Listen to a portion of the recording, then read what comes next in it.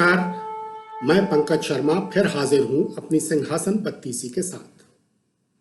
पिछले दिनों एक टीवी बहस में मैंने भारतीय जनता पार्टी के राष्ट्रीय प्रवक्ता प्रेम शुक्ल से पूछा कि प्रधानमंत्री जी ने दावा तो कर दिया है कि अगले लोकसभा चुनाव में भाजपा 370 सीटें लाएगी, लेकिन वे ये सीटें लाएंगे कैसे?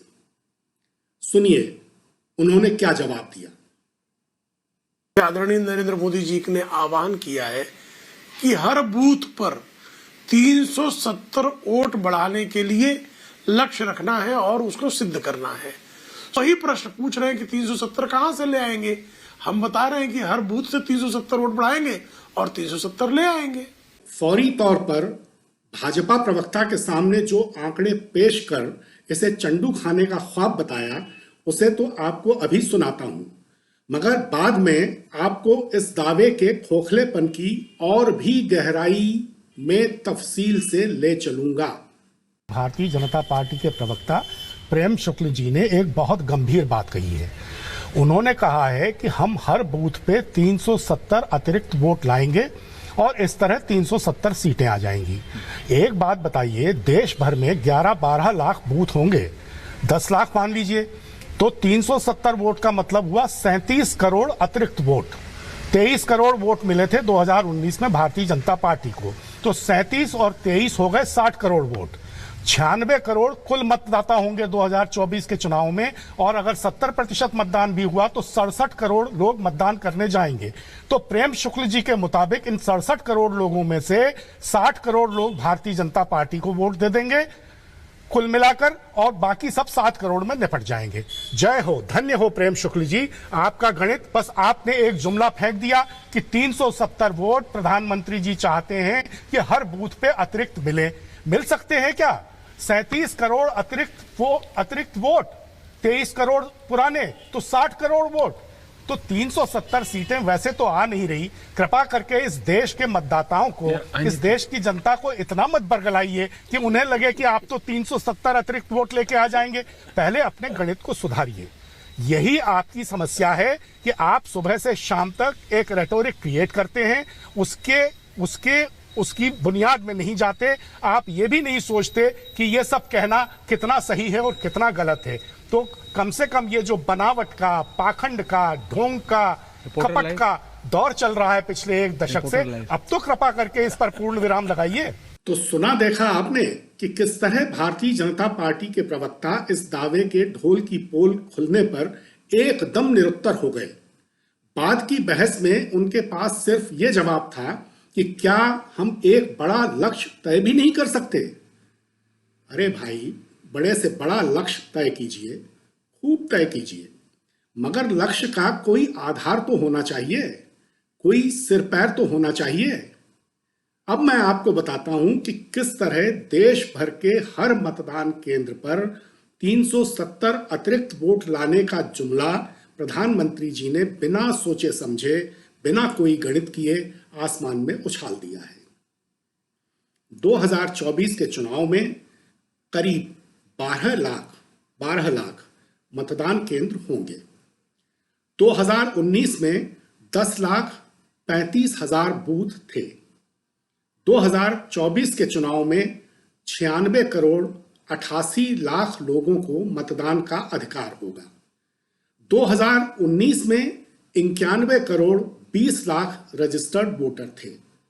यानी इस बार पहले से तकरीबन 1.5 लाख ज्यादा मतदान केंद्र होंगे और करीब 5.5 करोड़ ज्यादा मतदाता। आजादी के बाद हुए 17 लोकसभा चुनावों में सिर्फ 7 बार मतदान का प्रतिशत 60 से ऊपर रहा है। सबसे ज्यादा प्रतिशत पिछले चुनावों में था 67.4%। 2014 के चुनाव में 66.4% वोट पड़े थे। 1967, 1977, 1984, 1989 और 1998 में भी 60% से ज्यादा मतदान हुआ था। तो मोटे तौर पर हम ये मान लेते हैं कि 2024 के चुनाव में मतदान का प्रतिशत 70 हो जाएगा, यानी करीब 67 करोड़ 81,60,000 लोग मतदान करने जाएंगे 96 करोड़ में से, 96 करोड़ 88 लाख में से। नरेंद्र भाई मोदी के कहे मुताबिक अगर हर मतदान केंद्र पर भारतीय जनता पार्टी को 370 अतिरिक्त वोट हासिल करने हैं तो इसका मतलब होगा कि उसे पिछली बार के मुकाबले 44 करोड़ से कुछ ज्यादा अतिरिक्त वोट मिलेंगे। 44 करोड़ से कुछ ज्यादा।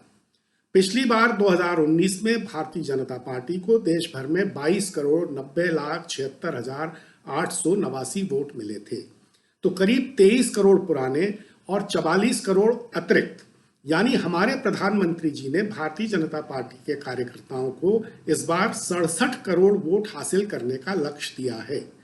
67 करोड़ 81 लाख का कुल मतदान होगा और 67 करोड़ वोट उसमें से भारतीय जनता पार्टी अपनी झोली में समेट ले जाएगी। क्या ये लक्ष्य आपको गपोड़ शंखी नहीं लगता है? चलिए मान लें कि मतदान 100% हो जाएगा, 70% नहीं 100% हो जाएगा, तो भी 96 करोड़ में से 67 करोड़ वोट भाजपा की झोली में जाने का अर्थ होगा कि उसे कुल मतदान के 70% वोट मिलेंगे। 2019 में भारतीय जनता पार्टी को 37.7% वोट मिले थे, तो क्या इस बार उसके वोटों में 32.25% की बढ़ोतरी हो जाएगी? 32.25% की। लगता है भारतीय जनता पार्टी के कार्यकर्ताओं को लक्ष्य देते वक्त हमारे नरेंद्र भाई 37 के आगे भूल से शून्य लगा बैठे। उनसे भूल से ये शून्य लग गया। अगर वे हर मतदान केंद्र पर 370 के बजाय 37 अतिरिक्त वोट बढ़ाने की बात करते तो बात लोगों के गले उतर भी जाती। लोगों को लगता कि 4.5 करोड़ अतिरिक्त वोट शायद रामलला उन्हें दिला भी दे, मगर 44 करोड़ अतिरिक्त वोट दिलाने का चमत्कार तो मुझे नहीं लगता कि रामलला भी कर पाएंगे।